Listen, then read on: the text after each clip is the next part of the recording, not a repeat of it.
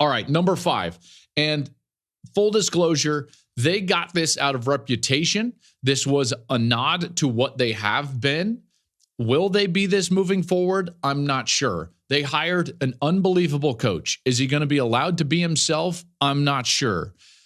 There's a lot of unknowns with Alabama, but Alabama is going to be at number 5 right now in my way too early top 10. So shockwaves clearly when Saban decided to walk away. I have said this multiple times now on shows right here.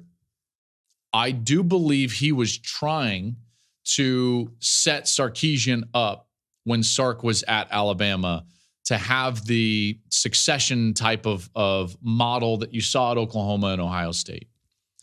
Didn't happen. So now they've got to go outside. I love the fact that Greg Byrne, their athletic director, did not follow the prototypical SEC search, like I have to have an SEC guy. I've always said this in any walk of life, for any job opening, anywhere, forever and ever. True meritocracy. Best person for the job. Period. I don't care where they came from. I don't care what they look like at all. Kalen DeBoer was the best person for the job. He was the best man for the job in college football. He was 104-12 in his coaching career as a head coach. Look what he did at Washington. Look what he did at Fresno. He has been everywhere. If he is allowed to just be himself, he can have a run of high-quality success at Alabama. Is it going to look exactly like Nick Saban? No, but let him be himself. And for the first time since 06, it's going to be someone other than Saban patrolling those sidelines. Now, he's losing key players. Dallas Turner's not going to be there. They lose their corners who might both be first-round picks, Kool-Aid McKinstry and Terrion Arnold. The offense is going to lose their best offensive lineman, J.C. Latham. He's probably going to be a first-rounder. Yeah, guess what? It's called the NFL draft. I mean, Alabama's always going to have first-rounders. My biggest question for DeBoer is going to be the way that he can recruit. That was obviously a strength for Saban and his staff throughout. He always recruited in the top 1, 2, or 3 in college football. Can DeBoer do that? Well, that remains to be seen. If he's able to do that and continue this tradition, then that roster is going to be loaded with talent, and it will be loaded with talent from what is left in the cupboard. In a lot of ways, it's as good as any roster in the country. That's not a problem. I believe they hired Kane Womack to be the coordinator on defense. He's bringing Grubb to be the coordinator on offense. These are good coaches. These are very good coaches. My next biggest question is Jalen Milroe, Kalen DeBoer. What does that marriage look like? What does that offense look like? What does that structure look like? Milroe should enter next season as one of the favorites for the Heisman Trophy. This guy is ultra talented. He proved that both with his legs and his arm at moments. Didn't play his best game against Michigan, but guess what? Nobody did. Ask Michael Penix how that went. Milroe is going to be just fine. And in fact, I'm really interested to see how he plays in a more DeBoer style system. I think he could really take off. That wide receiver room, which has not been what it was over the last 2 years. DeBoer is a guy that can build that into a real strength. Look at what he had at Washington. That wide receiver room was incredible. Schedule, Bama. Interesting game in the non-conference. They head up to Camp Randall and face Wisconsin. That's a non-conference game. They have road games at LSU, Oklahoma, and Tennessee, plus a home game against Georgia. Tough schedule for the first year. But again, Bama fans need to understand that this is not the 4-team playoff era and it's not the Saban era. He might lose a couple of games. He might lose 3 games, but guess what?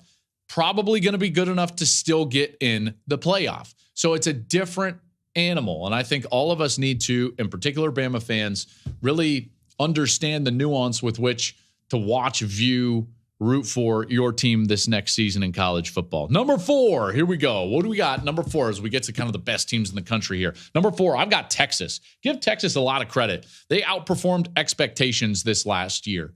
For the first time in a long time, everybody kind of like slowly dipped their toe in the water when it came to Texas last year. You remember last year at about this time and throughout the offseason, what did I say? Texas is going to earn it. I'm not going to do anything with Texas until they earn it. And guess what? They did. Sark got his new contract. He had one of the best seasons in all of college football. They only lose 2 games. They finished right up there in the top 5. And this is a team that should be, based on where they've recruited over the last couple of years, should be right back in that position. I would be very surprised if they didn't have a good year. Now, stop me if you've heard that before when it comes to Texas. But Quinn Ewers back for another season. That's an interesting one. The way Ewers played against Washington is not going to inspire a ton of hope for the fan base. Now, is he really good? Yes. Did he have great talent around him? Obviously. Will the next quarterback have great talent around him? Yes, and he'll have Steve Sarkisian designing and calling plays, and all of that is going to be remaining the same. And the offensive line should continue to still be a real strength for them.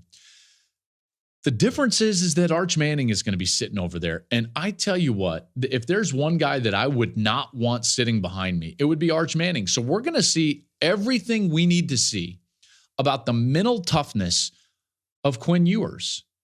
If this guy comes out here and plays really well, good for him. I think it's going to be very difficult to do that because every single throw that he makes next year is going to be poured over and evaluated to no end.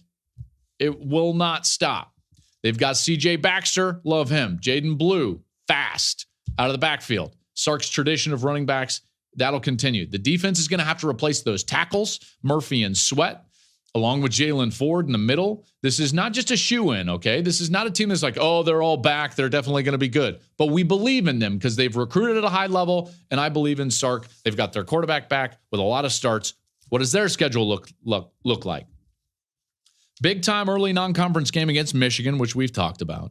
They get Georgia at home. That's the week after Red River, by the way, so a tough 2-week stretch. And then they end the season at Texas A&M. That's going to be the first meeting since, 2011? So you think that place won't be charged up? My goodness. They'll be whooping and hollering and everything that they do down there in Aggie land. Next up, number 3. If there was a team that I wanted to buy stock in right now that I just don't feel like many are giving them their due for what they, have done over the last couple of years, but what their roster really looks like going into next season is Oregon.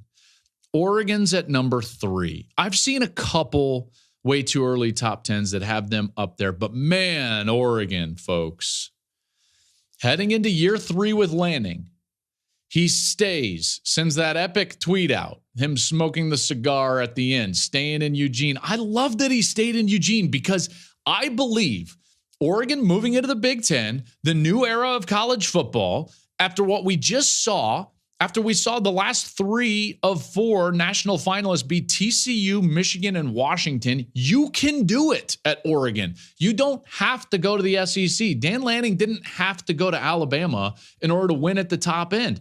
Dan Lanning can win a national championship at Oregon. I'm convinced of it. He's the right guy to do that. I love this guy's energy. Love his energy.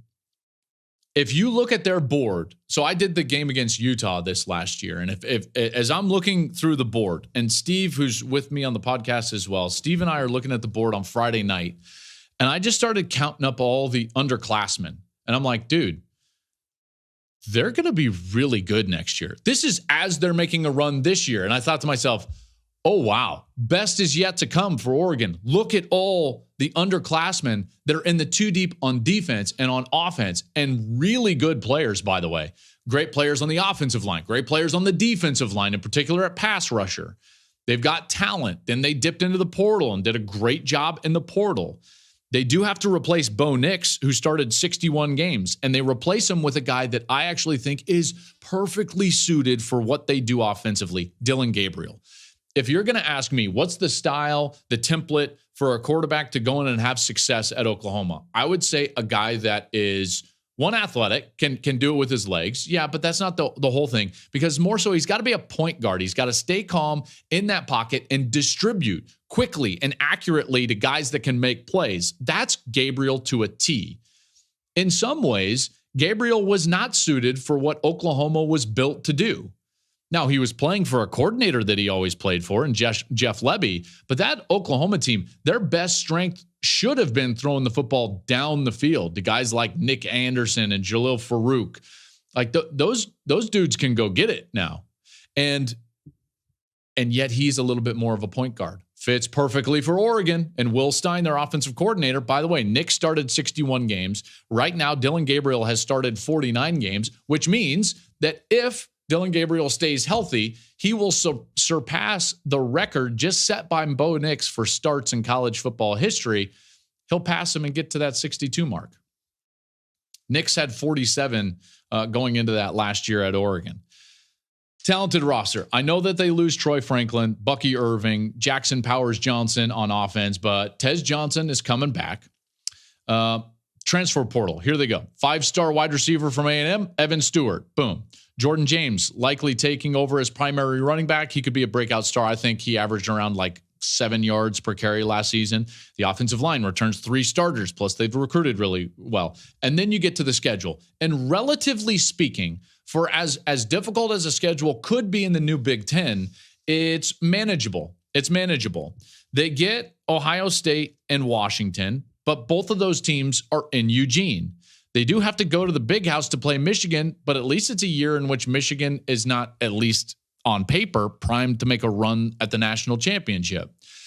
So while some might say like, oh, wow, they get Ohio State and Michigan, you would rather have Ohio State in your building, and you'd rather play Michigan this year than last year. So in that respect, it's somewhat manageable. That Michigan game is going to be in November, so we'll have to see how they deal with the cold weather. All right, top 2. Here we go.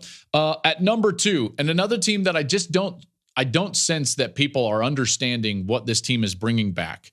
Don't sense what this team clearly is doing from a chemistry and culture standpoint. When you get a lot of guys that pound the table and say, we're coming back for one goal, watch out. Watch out for that team. That's Ohio State. That's Ohio State. In so many ways, they remind me at this point last year of Michigan. Michigan disappointing into their season, get beat by TCU, and everybody came back. And it was this unfinished business type of mentality. Blake Corum has talked about that. And as uncomfortable as it might be for those at Ohio State or even those fans, you Buckeye fans, that's the comparison, because that's what Michigan did. They brought back a ton of guys that were older, which provided an enormous amount of depth on both sides of the ball. They were very good at the line of scrimmage. And then that depth, maturity, culture, all of it paid off. And they won a national championship. That's the type of run that I see out of Ohio State. Think about how many players passed up on the NFL draft to come back for unfinished business with the Buckeyes. 3 on offense that all could have gone, and candidly, I thought all of them would be gone. Emeka Egbuka on the outside at wide receiver, Travion Henderson, excellent running back, and Donovan Jackson, their best offensive lineman at guard. So now you pair them with some of the transfers that came in. Junkins, best SEC running back, comes in from Ole Miss. Now he's at Ohio State to share carries with Henderson. That's immediately the best backfield in college football. Best backfield in college football. Hands down. There's not one that's close. So again, look at what this team is going to be. Will Howard, their quarterback. He's won a Big 12 championship, won it over TCU. He's another one of these guys that have a lot of starts under his belt. So Will Howard comes in and he gives you that experience. We know that they're replacing Marvin Harrison Jr., but guess what? They're going to be really talented on the outside. So if I'm Will Howard, obviously they've got the athleticism, and that's an upgrade athletically and the ability to run from the quarterback position from what they had even the last 3 years. CJ Stroud was not going to run the football. Last year, McCord was not going to be a runner. Now Howard, he can run it, and he can run it in a physical fashion, and we saw that at Kansas State. He doesn't have to be a dynamic passer, but he will turn into a highly productive passer because of all the talent that they've got on the outside. Yes, Harrison Jr. is not going to be there, but Egbuka is coming back. Carnell Tate. everyone talks about him being as good as anybody. They've got the 5-star Brandon Inniss. He's going to be a sophomore. They got the number 1 overall player in last year's recruiting class, a guy that everyone thinks can come in and plug and play right away, even at Ohio State, Jeremiah Smith. So there's going to be a ton of talent out there, and Will Howard has started 27 games in his career. So there's a little bit of that Jackson Dart in him. Different style of player, but from an experience standpoint, certainly a guy that understands how to win. And remember, I'll say it again, he won the Big 12 title. Now we go to the defensive side. And this is where it gets interesting, because we would expect that Ryan Day, and we'll see what he does with the offensive staff, and who knows, he dabbled last year, and like Hartline's going to be the coordinator. We'll see. I don't know what's going to happen from an offensive staff perspective at Ohio State, but you would assume that they would be fine on offense, in particular with all the talent that I just talked about. Then you get to the defensive side, and here's where all of those guys delaying their entry into the NFL draft is really going to pay off. 8 guys on defense, 8, all coming back. JT Tuimoloau, Denzel Burke, Jack Sawyer, Tyleek Williams, Lathan Ransom, Jordan Hancock, Ty Hamilton, and Cody Simon. Okay, then. This team's going to be really, really good. Biggest question for me is going to be offensive line, okay? That's where Michigan was so good and dominant this last year, and it remains to be seen what they're going to be like. Matt Jones did declare for the draft. Donovan Jackson, he is back. I think that they're going to be able to run it really well. I think adding the quarterback element to the run game is going to help them schematically a ton. And if you're wondering, like, why did Judkins and Henderson both want to play together? It's really easy. Load management. They don't want to carry the football 300 times. They're trying to get to the NFL. So 1, you got to showcase yourself, and 2, you got to protect yourself. Well, now Henderson doesn't have to touch it 200 times, and Judkins doesn't have to touch it 200 times. If you're looking at Judkins, he had 545 carries the last 2 seasons, most of any player in college football in the FBS. So it's like, what's he trying to do? Save some tread. This makes a ton of sense. Now, each of them, they could run the ball 170 times each, stay fresh, and become a dominant run team. Sprinkle in 80 to 90 carries from Will Howard. Watch out. Watch out. They get Michigan in the shoe. They are going to have road games at Penn State and Oregon. Those are 2 really tough places to play. I get it. They've got to replace Mike Hall, Tommy Eichenberg, but that defense was number 2 in the country in scoring defense. They get 8 guys that shun the NFL, and they're going to come back. Get your minds right, because Ohio State is going to be freaking good next year. And number 1 is Georgia. You can't recruit like they have. You can't be 29-1 in your last 30 games and not be number 1 in the country. Beck is back for his 2nd year as a starter, 5th year in the program. Talent's never been a question. Think about their last 5 recruiting classes at Georgia. They finished nationally 1, 2, 3, 4, and 1. Hello. This program is still 46-2 over the last 48. I know that they lose Bowers and McConkey, but you've got to at least assume that they're going to reload and develop. Remember, this is a team that we don't worry about losses. Why? Because they've recruited at the top end. They're going to be able to move the football. I like Beck a lot. The defense is going to lose some starters in the secondary, but listen, they're going to be leaning on what could be the best front 7 in college football. They return almost everybody in their front 7. That's a scary proposition for the rest of the SEC and, quite frankly, for the rest of the country. Their schedule, that's a lot more difficult than what they have been over the last couple of years, and namely more difficult than last year. They do have Clemson in an opener. That's in Atlanta. They've got to go to Alabama and Texas and Ole Miss. That sucks for them. I would say those are the 3 other best teams in the SEC, and then they've got their home game against Tennessee. Work cut out for them, but again, in a lot of ways, they are the standard from a talent perspective, and you know that they're going to be hungry. You know they're going to be hungry. After this last year not making the playoff, after 1 loss, 2-time defending national champion, they go 29-1. Come on, like they are going to be right back in the mix. There's no doubt about it. Kirby Smart is too good of a coach. Thank you for watching the Joel Klatt Show YouTube channel. And if you like this clip, make sure to like it and subscribe to the channel, and you can stay up to date on all of my college football coverage.